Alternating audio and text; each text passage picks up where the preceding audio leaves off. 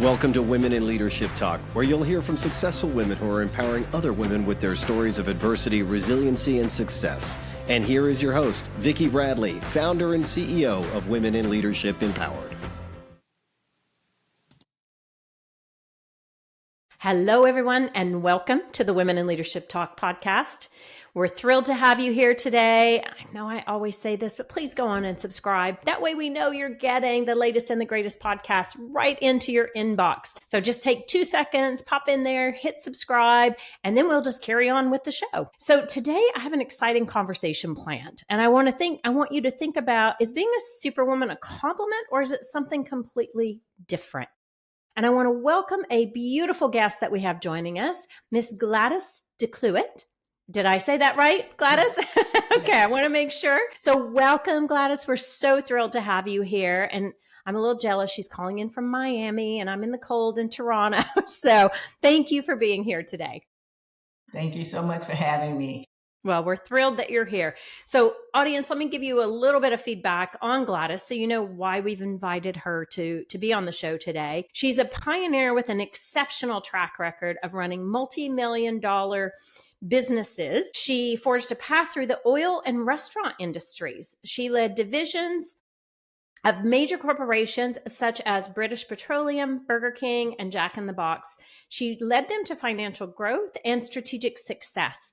Gladys began her professional career with Conoco Oil as the first female engineer in offshore oil and gas exploration and production, and continued to open doors as the first female or first Black female to achieve positions throughout her career. She's held a number of very exciting positions, EVP, Senior VP. She is a respected leader recognized for her integrity and ability to attract and develop superior and diverse teams. She's also passionate about mentoring and sharing her knowledge and experience with others. She also was featured in Black Enterprise magazine, where she was recognized among the most powerful executives and women in business. Her educational accolades go on and on. Like, she's done so many amazing things. Brilliant woman. And we're thrilled to have Gladys here today and to talk about her book, which you can see a little bit in the background if you're watching us on video. It's called A Layered Life. So Gladys, let's just jump in. So your story really began with desegregation and before the women's rights movement. So what is that first memory you recall that made you aware of how the world might have seen you differently? And how did that shape the leader that you've become? Well, the first memory that, I can recall at this, I'm pretty old now. So the earliest one I recall is when I was a little girl. I do mention this one in my book, but typical kid, I was all excited. I was in a talent show at school. I was going to be a ballerina. I wanted my costume, and my grandparents didn't have the money for the costume. And so I asked for, I started crying and I said, but I have to have it. And my grandmother, who was very frustrated at the time, doing laundry in the yard, working hard, she just turned around in frustration and she said to me, you don't have to do anything but stay Black and die. And I just remember it just slapping me in the face, and I just started crying even more. And at that young age, I was probably around 7. I didn't fully I knew it was bad and I knew it hurt, but I didn't fully understand it. And then but it stuck with me. And as the years went on and the older I got, you begin to talk to siblings, friends. I began to more and more think about that and understand what she was really getting at and what she was trying to say to me. And particularly being my grandmother, was much older and even closer than I was to slavery and having relatives herself who were slaves. And anyway, and understanding the whole Jim Crow. And she was really just trying to say to me that in this country and in this world, as a Black person, that you are limited in what you can do. Society doesn't allow you to do certain things. And she didn't want me to be disappointed by having all these hopes and dreams, but the world wasn't going to let me do it. Mm-hmm. And so that was my first real memory of realizing that is a bad thing and this isn't right and it's not fair. And I refuse to live by that. I am not going to let the world, let society define me or put me in a box and tell me what I can or cannot achieve in life. And I was very motivated through, as from a young child on, I was always very motivated to try and achieve and want to make a difference. And as I got older, like I said, that was the start of it. But as I got older, that same inspiration, that same hurt, that same incident would stick with me. And I wanted to be sure that I became someone who actually fought for, was a catalyst for, tried to create change in the world and make it so that not just me, but other people who look like me, other Black people, other women, because again, women rights hadn't even started. And my grandmother, so in essence too, she was saying, not only are you Black, but you're a woman, don't get your hopes up, kid, right? And so I was, wanted to always be someone to try to make a difference, that, have things be different in this world for us. Wow. Wow. I mean, first of all, I can't even imagine as a young child hearing those words. And, there's one part of me that goes to, why would she ever say that to you? But then the other part of me says, thank God she did say that to you, because it pushed you to have that resilience and to be different and to create a different narrative, a different path, and showing others that you don't have to conform to what society says. So, I mean, good for your grandmother for highlighting it, right? Yeah, and yes, at this point in my life, that is exactly how I feel about it. At the time, it hurt and it was disappointing and what have you. But as I got older, I said, grandmother really lit a fire. Yeah, no, exactly. But you know what? I think the important thing there, Gladys, is you had a choice, because you could have gone along with that narrative and said, yep, I'm never going to be anything. Yep, I'm a woman. I'm Black. There's no way for me to succeed in society. But you took a different path, and that lit the fire, as you said, to drive you to prove something completely different. And that's an incredible quality to have, and an incredible North Star to follow, that, yeah, I'm going to show you wrong. And you have so many accolades. And, when I think about, you're the first female engineer on an offshore exploration, like, what was that like? Like I can't even imagine walking on that rig, and then it's like, probably 99% male dominated. Like, how did that feel?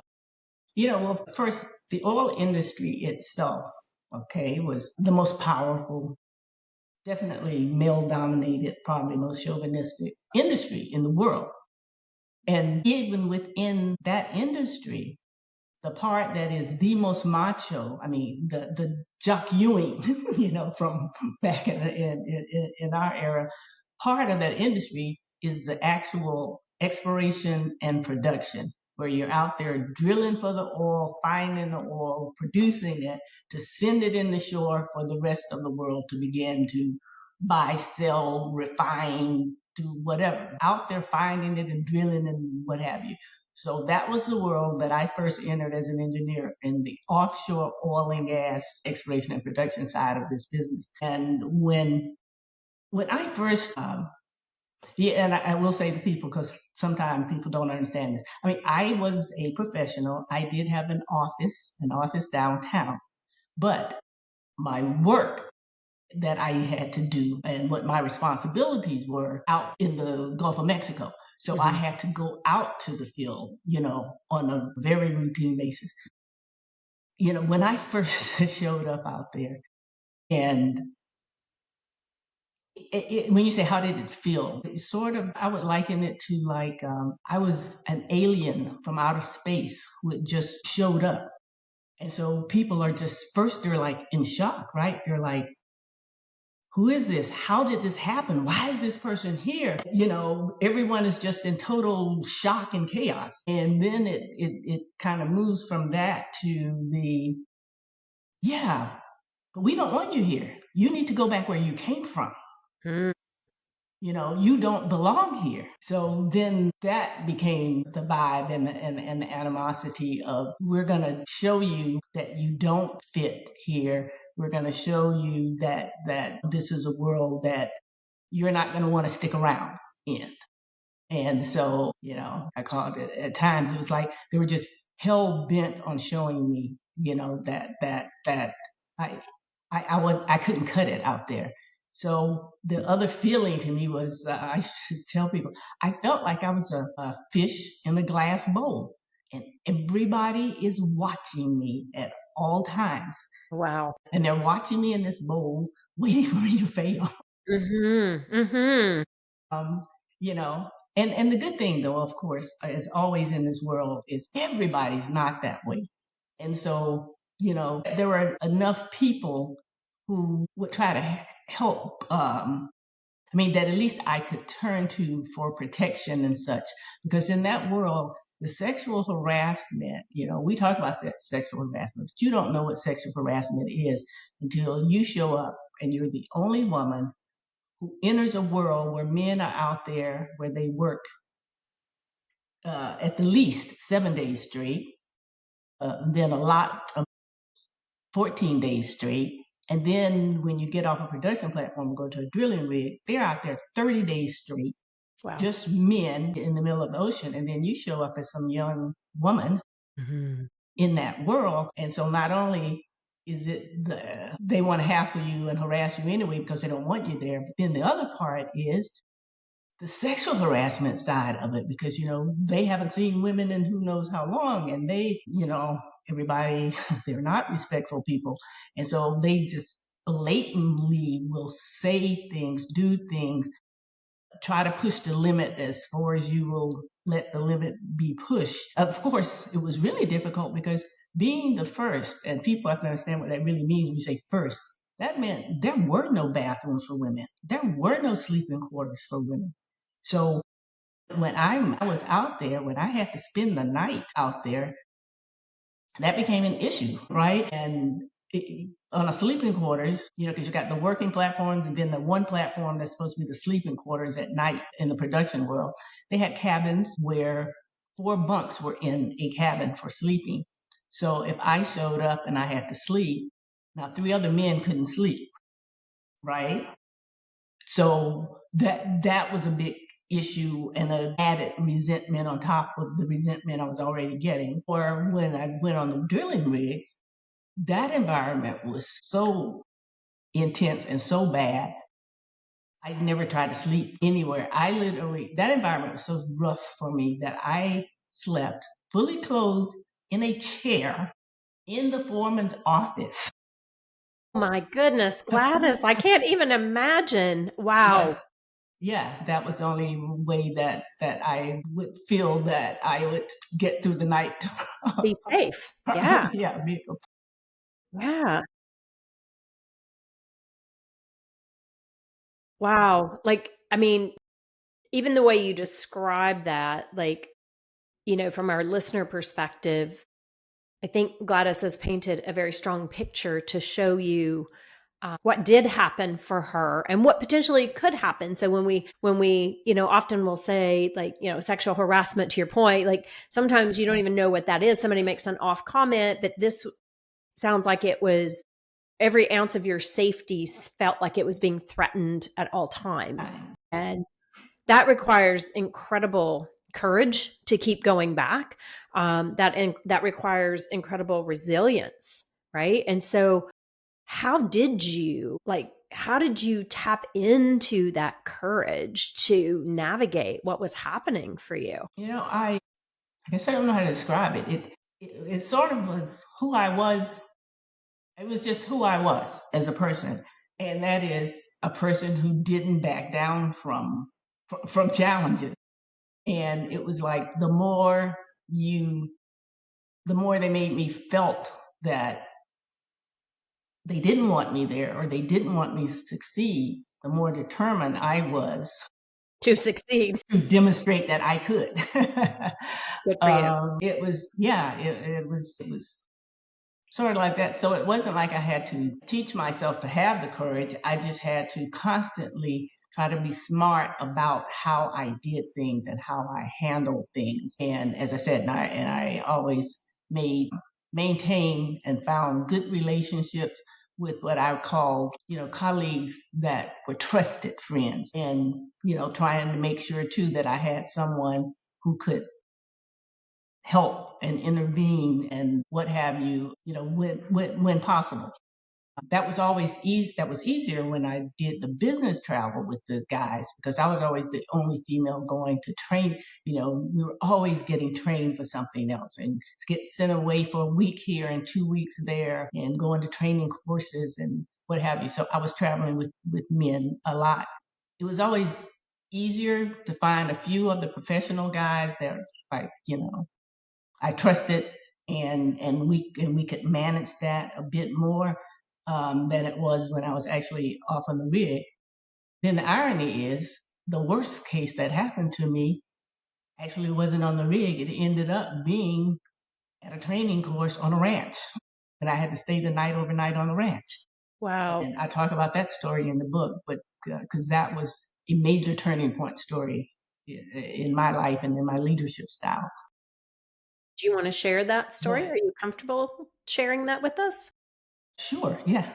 Um, Yeah, I was away at a training course on a ranch, and again, the only female at this course. And we all would sleep in a bunkhouse. There's a big bunkhouse that we all slept in, and then there's the main house where you have your dinners and this and that, and training center. So anyway, during the course of that week, they had been pulling their typical gags on me, right? Pranks. They thought they were funny pranks. I, of course, didn't appreciate these pranks that they kept pulling on me, but I suck it up, right? You can't fight every battle. You just kind of got to let some of them go.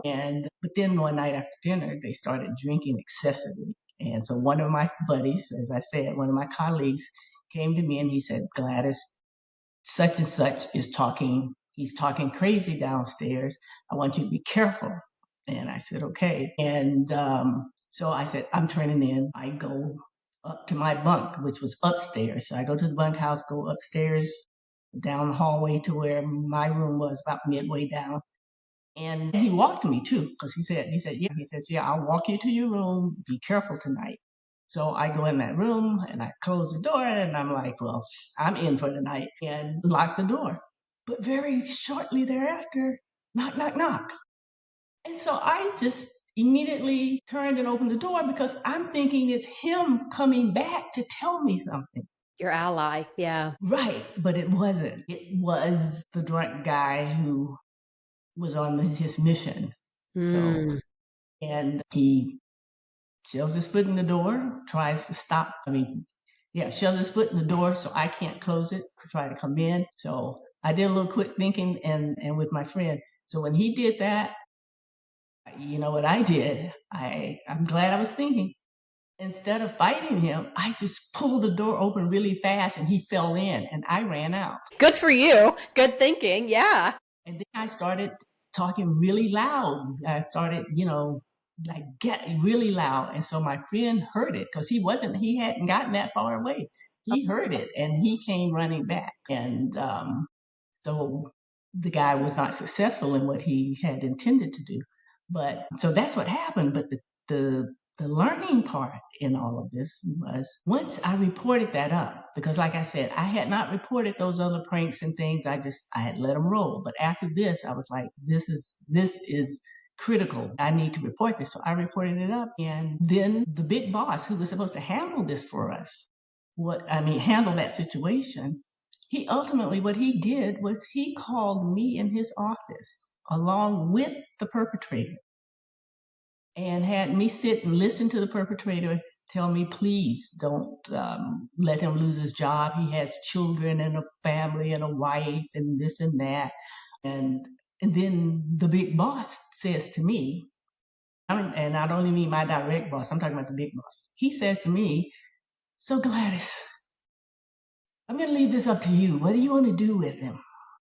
Do you want me to fire him? Or do you don't want me? I was a new young engineer. I bet you I wasn't 23 years old yet. Oh my goodness. And I'm sitting in the big boss's office, and he's looking at me with this guy going, now, what do you want to do? And I felt I had no choice but to tell him, well, I guess it's okay not to fire him, if he really truly is, sorry for what he did or whatever, right? And that's when I learned a tough lesson in life, because when I left, of course, I went back out to the field. This guy is out he was a foreman too. He's out bragging about what he did, what else he was going to do, giving me a hard time when I showed up, clearly not remorseful at all for what I he was had going to done, say, right? he learned nothing. He learned He was nothing. given a gift of get out of jail, Right. and he totally abused that as well. Yes, and but the big lesson I learned is, because one, I probably should have expected that, and I just felt the pressure of the big boss, because I wasn't even sure if I had said yes, fire him, that he would have, because he was deliberately setting me up. Of course he was. Yes. But then the lesson I learned was about the boss. I knew I would never. I thought that was the perfect example of a leader abdicating his responsibilities. And I said, I would never be a leader who abdicated my responsibility. I would make sure and take care of my employees, all of my employees and people, and make sure everyone worked in a safe environment, free of sexual harassment and racism and sexism and these sorts of things.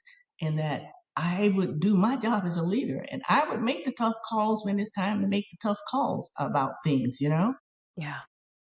and as well as everything else that a leader should do, that I would hold up my end of that bargain, because this leader clearly did not hold up his.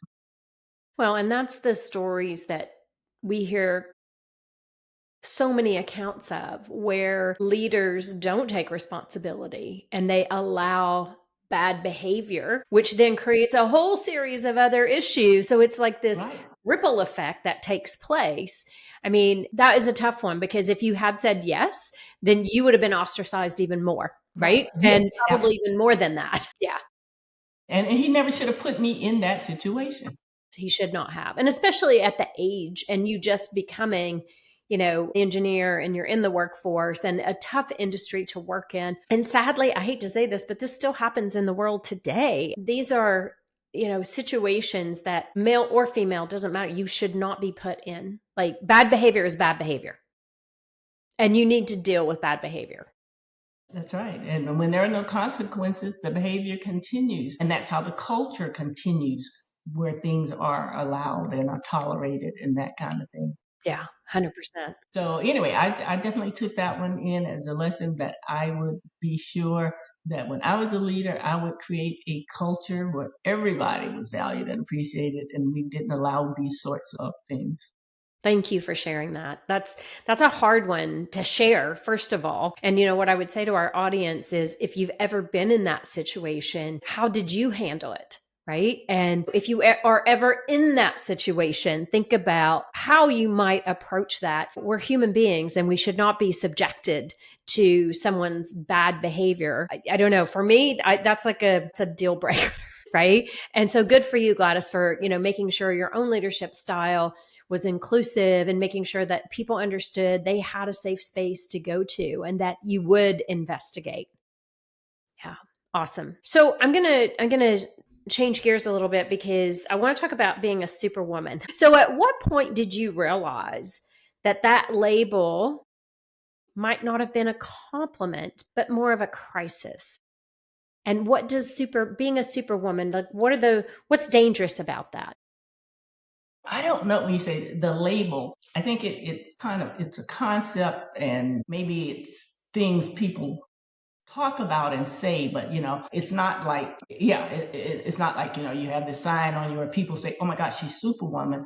It's the way you're treated or behave, and that kind of, the way people treat you, the things they say, do, and what have you, per se. But I think with me, the thing was, and why I say that, people thought I was superwoman, and referring to not just in the work world, but even in your personal lives and family lives, is that the more capable you are, the more that you're doing, and the more you keep taking on, and yet you're carrying it, right? You're succeeding at carrying this stuff.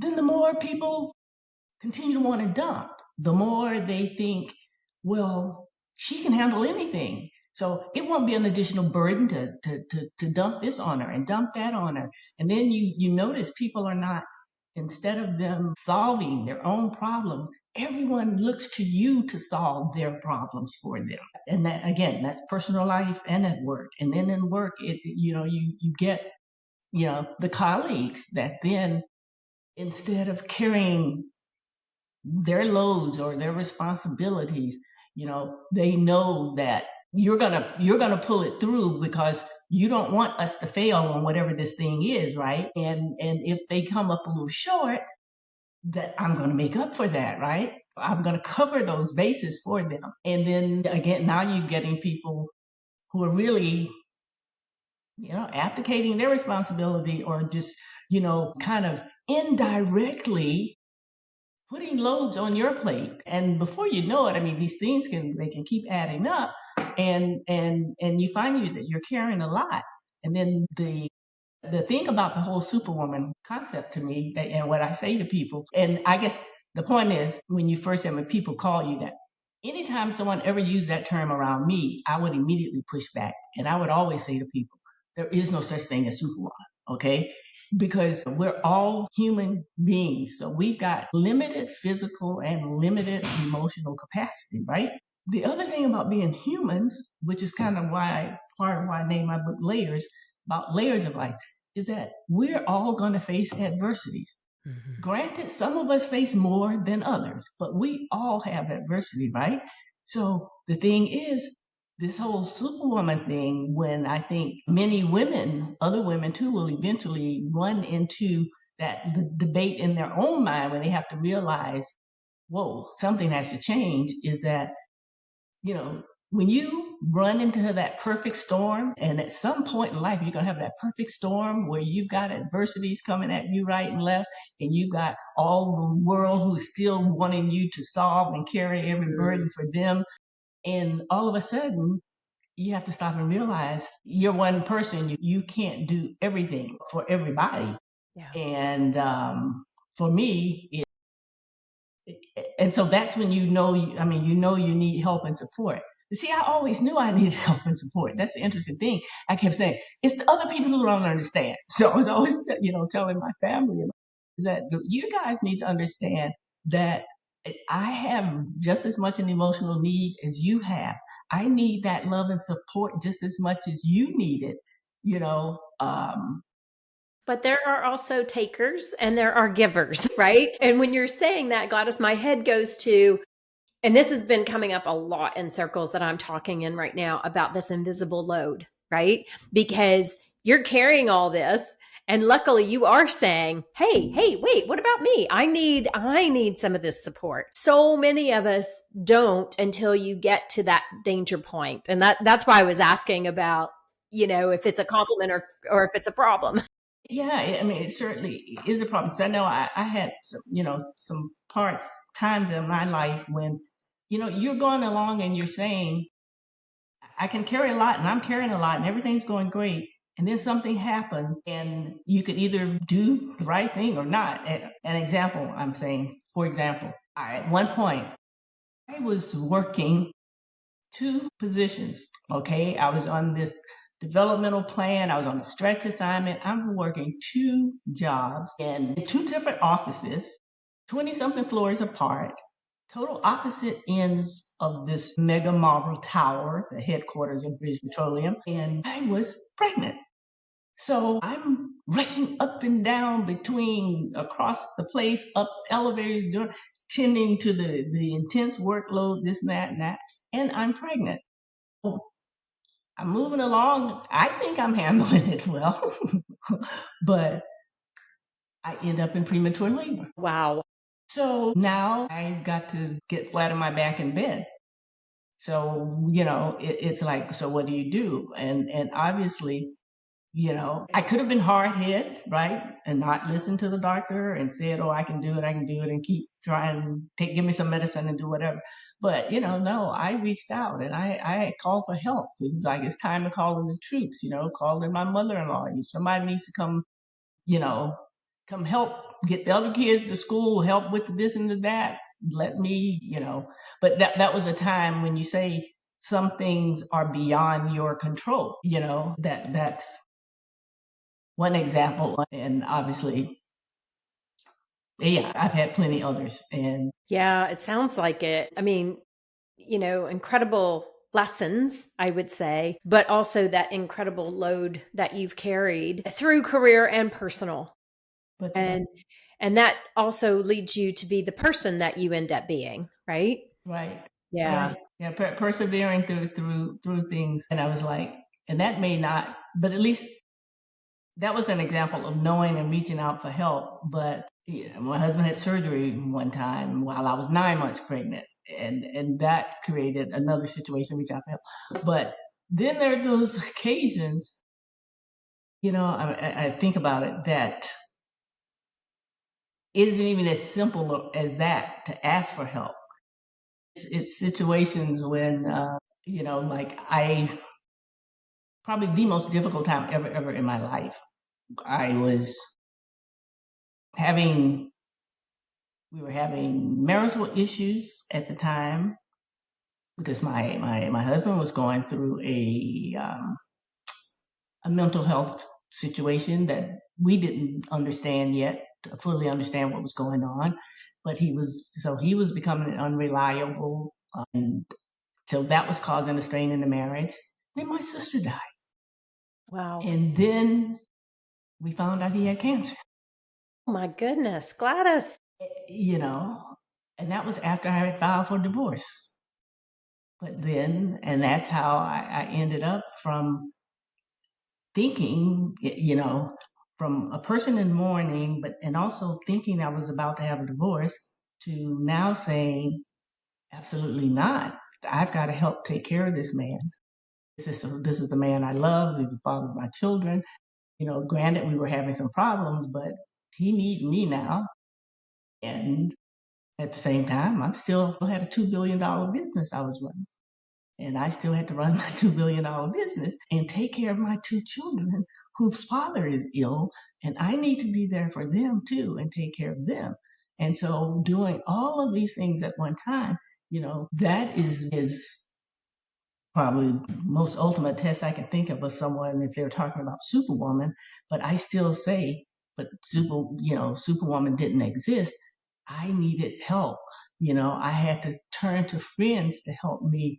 If I couldn't take him to this particular appointment, well, my husband, I couldn't make it to this appointment with him. I tried to make all the important ones, but I had to ask for help sometimes for that kind of, thing. I had to get help more with neighbors to get the kids to some of the activities that they needed to get to. Yeah. Build that support system Yeah. completely around you. Yes. Like that's a huge emotional, but also physical, mental, financial responsibility all coming back at you. And I can only imagine internally the push pull that's happening in so many different ways. And you have to put your needs on the background, on the back burner, and you have to tend to the things that need to be tended to. But those are the things and the reasons why, though, that I was always saying there is no such thing as superwoman. You can be super exceptional, was the term I used, Yes. because exceptional people can do more than most people can. And that's true.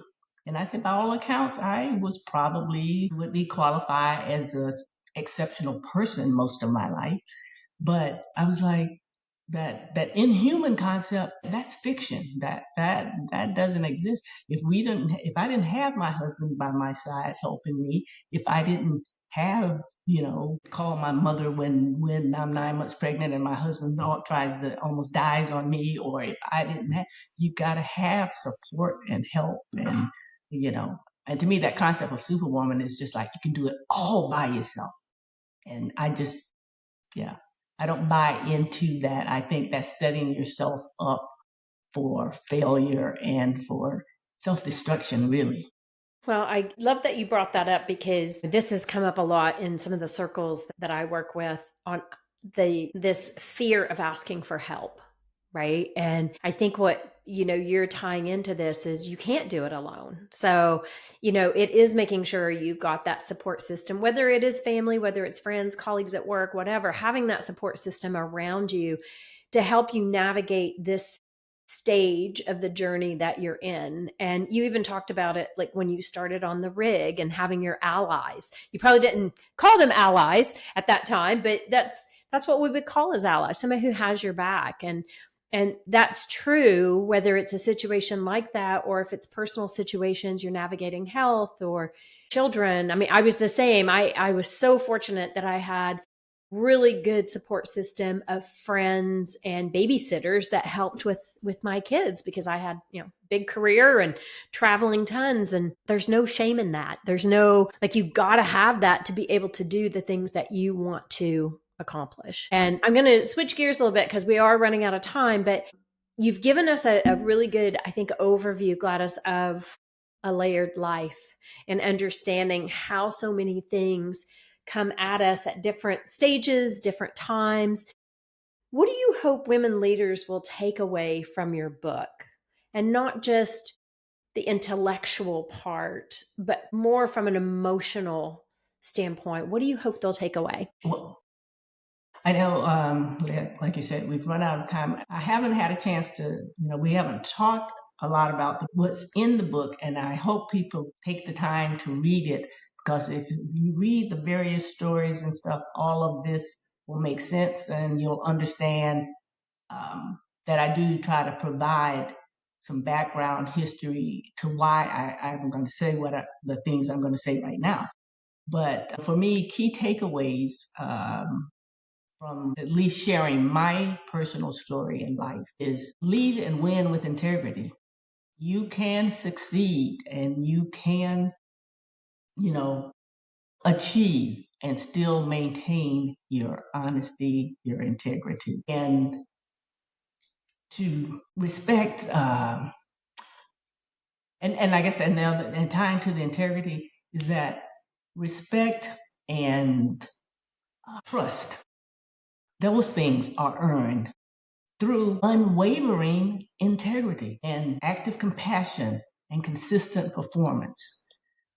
So, as leaders, I think, and not even as a leader, but even as a person, that is how you earn and maintain people's respect and support is through that integrity and practice inclusive leadership and make everybody feel appreciated and valued.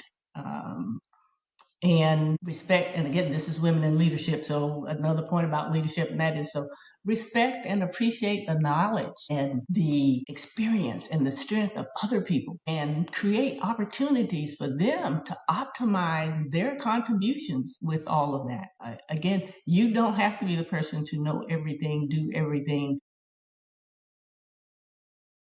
Very true. There's no way you can. That's right. If you're gonna be a leader, you can't be you don't have to be, you can't do everything. You can't be the expert on everything. You got to utilize other people's talents and give them the ability to utilize those talents and optimize them, and give them the ability to grow, develop, and move up. Yeah, absolutely. That providing good internal service, which is what I just call taking care of your people, is still the very best way to take care of your customers, your guests, your business, so that everybody makes, is more successful, makes more money, and more opportunities for everybody. But it starts with taking care of your own people and treating them with that care and respect that I keep talking about, and making them feel valued and appreciated. And lastly, just well, no, I won't say last. I was going to say one more leadership thing is just lead by example. But even away from leadership, just in general, is that two things: don't let your obstacles be detours.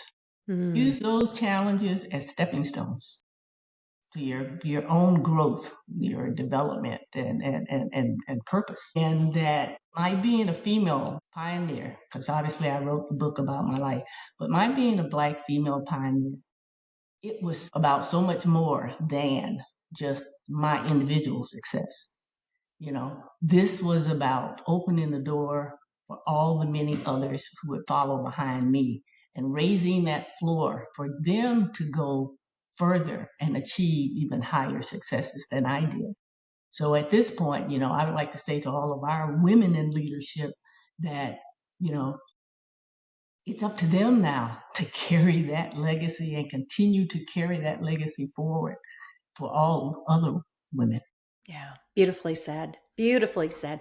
Well, you certainly have opened doors and broke those glass ceilings and, have shown up authentically. I think you've shared some great examples from your book. So I think our listeners have a good sense of the layered life and, just how to navigate.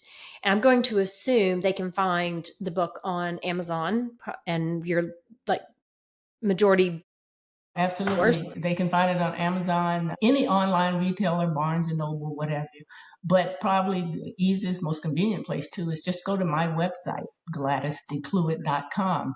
And all the links are there for the retailers, information about the book, information about me, Amazing. Lots of other media and what have you. Awesome. Awesome. Gladys, I'm going to get you to say that one more time, just so, because if they're not watching us on video, they're going to hear it. So just say it one more time so they know exactly where to go to your website. It's my name, just no spaces, nothing in between. It's just GladysDeClouet.com. GladysDeClouet. Perfect. DeClouet. And we'll add that into the show notes as well. Wow, Gladys, thank you. Thank you for sharing. I mean, you clearly have had a very layered life, and thank you for opening up and sharing your story with us. I know sometimes those can bring up memories, and sometimes it's hard to share those, but I think it's really important because that opens a space for somebody else to tell their story as well. So we appreciate you being here today. So thank you for that. All righty. Thank you, Vicky. Thank you. Appreciate you having me. Of course. It was an honor. And our audience, thank you for being here. If you're curious about your own leadership, please do visit our website at willempowered.com. That's 1L. We have that free leadership quiz that you're able to go on and take for free. And it'll give you great insight as to how you're showing up as a leader. And leadership can mean lots of things in different ways, but it'll really give you insight as to how you're showing up in the world. We thank you for being here, and we'll see you on the next Women in Leadership Talk podcast.